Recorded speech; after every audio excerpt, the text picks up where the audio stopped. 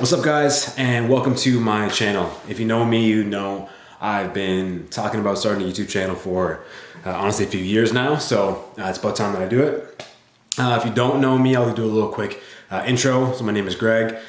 I am a classic physique amateur competitor, very amateur.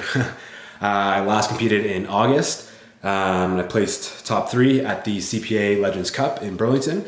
And that qualified me for some pro qualifier shows next year. So I'm going to be doing the October Canadian Nationals 2020. So that gives me pretty much roughly about a year from right now to prep for that show. So I'm very excited. Obviously I want to do well. So, you know, a lot of this channel is going to be about my prep for nationals. Most of this channel is going to be focused around fitness in general, workouts, nutrition, supplementation, any tips that I can give. Been training and competing now for 5 years, training seriously for about 6-ish or so. I think I did my first show when I was 19, 25 now. You know, lots of up and downs, and learned a lot throughout the process. I love bodybuilding. I love competing. It's definitely something that's very important to me. Yeah, so that's really what I'm going to talk a lot about in this channel. So showing a lot of stuff, hopefully do some cooking videos, show some cool recipes, stuff like that. But I wanted this first video to not really be about an intro because that's kind of boring. So I want to talk about what I think the 5 biggest mistakes people make in their fitness journey, or when they're working out or getting into it or really trying to take it seriously. 5 things that I think people could do better. So one is people neglect the importance of sleep. I did it. I sometimes I still do it. You know, there's this whole thing like, you know, being hardcore, team no sleep, you know, grind it out, you know, sleep when you're dead kind of thing. But it's proven you need sleep. It's a fact. Like they say 6 to 8 hours is optimal. I think if you're training, if you're an athlete, if you're working out pretty hard and rigorously, I would say 7 to 9. I know it's tough to get. I struggle with getting enough sleep. Yeah, I have a full-time job.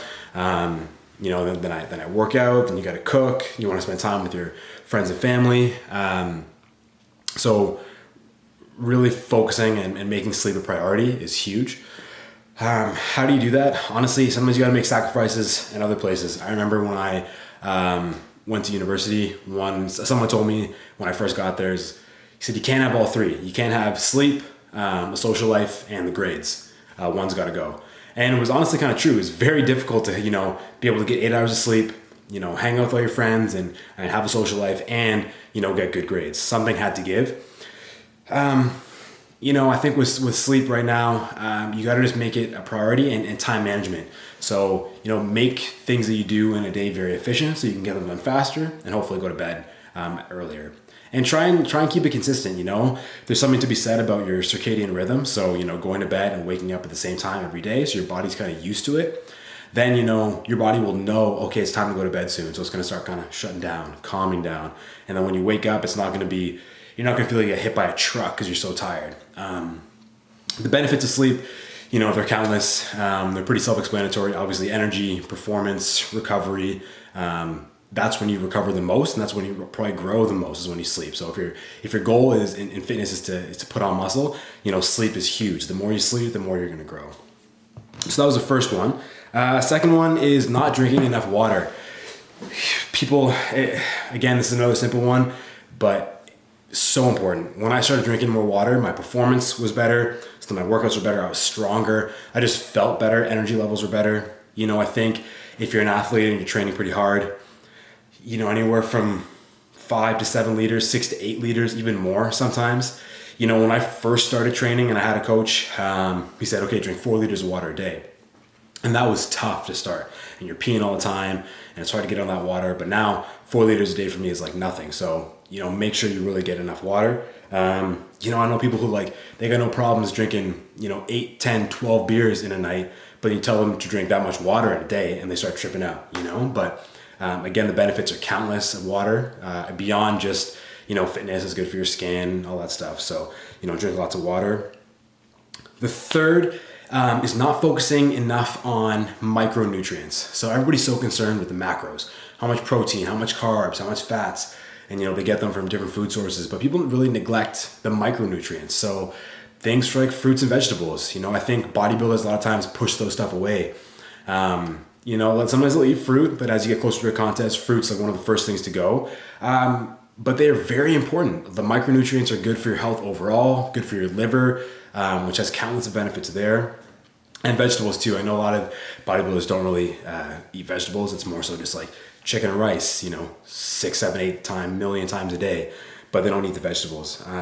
Vegetables, again, the micronutrients are huge in how you feel, how you perform, how you recover, and just keeping you healthy. You know what I mean? There's something to be said about health. I think the better your body is functioning on the inside, the better it's going to perform and look on the outside.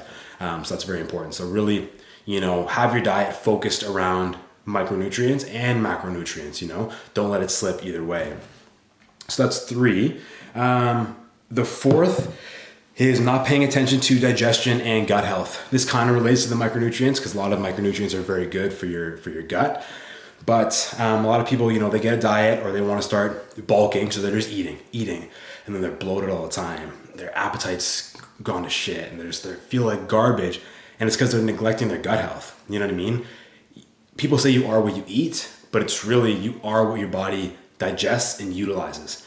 So just because you're eating a whole bunch of chicken and rice, if your body's not digesting it, it's not utilizing it, and it's just expelling it. So you want to make sure you're eating foods that your body can digest and utilize very effectively and efficiently. And that's different for a lot of people. Chicken and rice works great for me. It might not work great for you. So you need to, figure out after you eat some chicken and rice, how do you feel? 2-3 hours later, are you hungry again for another meal? Or is it really just sitting in your stomach? Are you super bloated? Do you have gas? Are you indigestion? Heartburn, stuff like that. If so, you got to switch up your food choices. Also relating to gut health, supplementing with things like a probiotic. People will be, so readily excited to take something like a pre-workout, but you tell them to take a probiotic and it's like, nah, I don't need that. That's garbage. Where, the probiotic is going to take you so much further than the pre-workout. You know what I mean? So that's one thing to consider. And then the last thing, number 5, is consistency. I think it's happened with me too, just the lack of consistency. People are really good for a certain period of time and they're making all these results, and then they fall off for a bit. And then you kind of go back on and you fall off for a bit. And then all of a sudden you're going through this wave and your progress has really just been stagnant. Where if you're consistent, it'll be it's not going to be exponential unless you're a beginner, but it's just going to be a slow rise. So that's something to consider as well. Consistency is key. I say it all the time. It doesn't matter if you ate really good today and had a great workout, or even if you did it for a week, or even if you did it for a month. Do that for a year, 2 years, 3 years, 4 years. That's when you're going to see the biggest results. I think the people who have made it the furthest in the sport of bodybuilding, or even just in their fitness journey, are the people who have been the most consistent. Even the genetic freaks, the ones at the top of the game, they're very consistent. They're getting all their meals in every day. They're training when they're supposed to. They're deloading when they're supposed to. Everything is consistent and so focused and targeted. So that's something to consider as well. So those are the 5 things that I think people make the mistake of. So to recap, we got neglecting the importance of sleep, not drinking enough water, not focusing on micronutrients, not paying attention to digestion and gut health, and lastly, not being consistent. So thank you guys for watching. Many more videos to come. Like, subscribe, do whatever. If you don't, I really don't care.